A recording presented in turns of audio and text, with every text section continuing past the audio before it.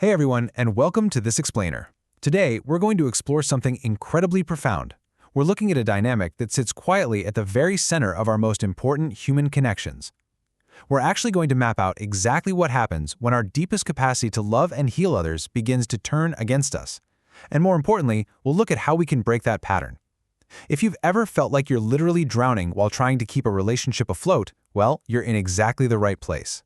So let's step into this together. Some gifts do not arrive as ideas. They arrive as tenderness. I bet a lot of you watching have this profound, intuitive capacity to just feel what's broken between people. You can probably sense right away where love has hardened, where truth has gone silent, and where a relationship is secretly asking to become whole again. That sensitivity, it isn't a weakness. It's a genuine, incredibly powerful gift. But it's also a gift that can easily become a heavy, exhausting burden if we don't understand the underlying pattern of how it truly works. Section 1. The gift of tenderness. Recognizing the capacity to heal. Okay, let's dive right into this. We really need to start by defining what this gift of relational tenderness actually is, and just as crucially, what it's not. Because misunderstanding the nature of our own gift is exactly where the exhaustion cycle begins. Look, this gift isn't just about being nice. Think of a partner who instinctively knows how to de-escalate tension, softening their tone just to keep the peace when things get rocky. That's peacekeeping. It's a survival strategy, but it's not the gift. The gift is the living capacity to help relationships return to truth, love, dignity, and wholeness. But here is the absolute catch. The condition that governs this entire relational system is this. This beautiful capacity specifically requires willingness from both sides to actually take root. You can bring all the tenderness in the world, but if the other person isn't willing to meet it with truth, that wholeness simply cannot happen.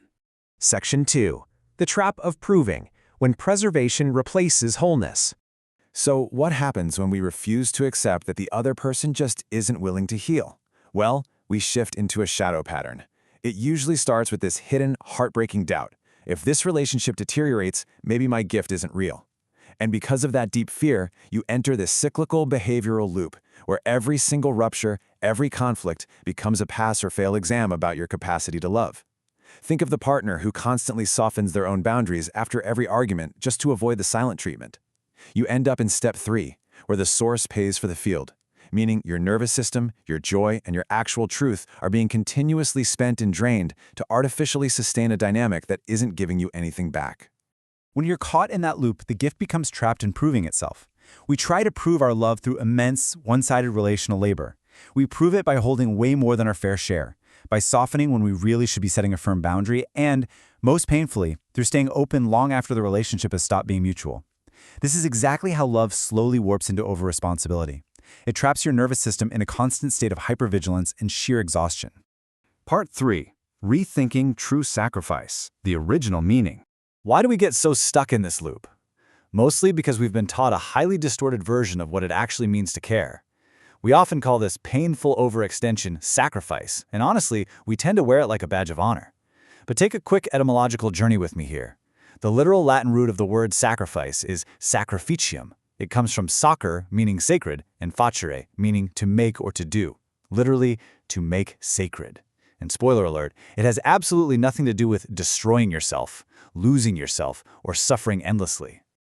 We desperately need a paradigm shift here. Our modern misunderstanding tells us that sacrifice is all about destruction, loss, deprivation, and self-erasure. We think we're being noble by draining ourselves for a relationship. But the original meaning? It's the exact opposite. It's about consecration, transformation, and setting something apart for a higher purpose. Genuine sacrifice is about preserving your integrity while exchanging value for a higher good.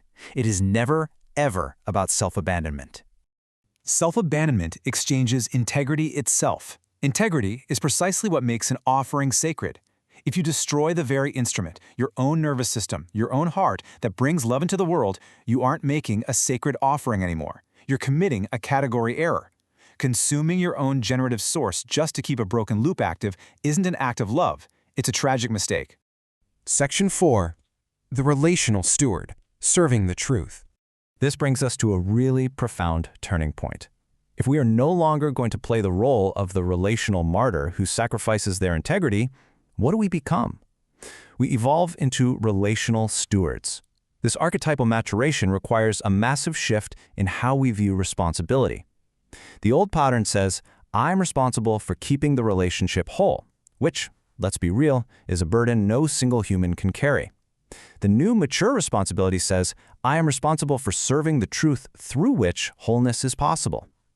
The mature gift doesn't ask how to forcefully prevent things from breaking. Instead, it asks, what is actually true here? What is genuinely alive and mutual?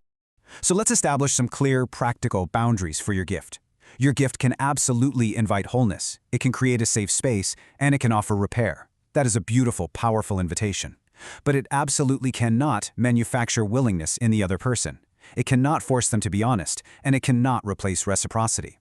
Think of it like this. You can open the door, but you literally cannot carry the other person through it. Sometimes the most loving act is to stop participating in the illusion that one person can repair what two people must choose together. This is just a clean, gentle sword cut of truth. If you have been carrying the weight of an unreciprocated bond, let this be the exact moment you release that burden. You aren't failing at love. You're simply refusing to participate in an illusion anymore. Section 5. Protecting the source, a new measure of success. If your job is no longer to artificially keep every relationship alive, what is your job? Well, your job is to become a true steward of your internal ecology. You have to protect the source, that deep inner place where your tenderness, your truth, your intuition, and your capacity to love all meet. If you exhaust this source by pouring it into concrete, just hoping it will somehow turn into soil, your gift weakens. The behavioral loop of depletion wins. But if this source is fiercely protected and only shared where actual mutuality exists, your gift becomes incredibly powerful and deeply trustworthy. Because you're now actively protecting that source, you need entirely new metrics for success. You no longer measure success by asking, did the relationship survive? Instead, you ask a different set of questions. Did truth become more available? Did love become cleaner? Did dignity increase for both people? Did the hidden pattern finally become visible? And did the bond become more real? And remember, becoming more real might mean a beautiful repair, or it might mean a necessary, honest release. This is such a critical reframe. A relationship breaking does not mean your gift failed. Sometimes it means your gift simply refused to lie. Living relationships require truth to survive, and sometimes the false, performative form of a bond absolutely must dissolve in order for honest, authentic love to exist, even if that means loving someone from a distance.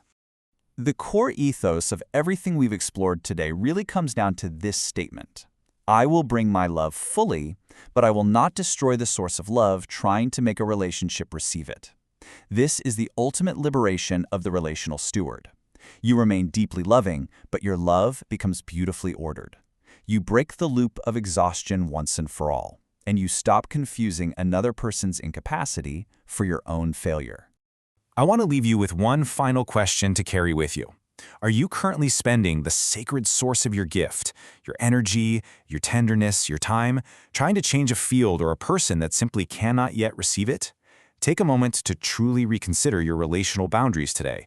Remember, your gift is precious, and it deserves an ecology that can actually nourish it in return. Thank you so much for joining me for this explainer, and I really hope this empowers you to become the steward your own gift deserves.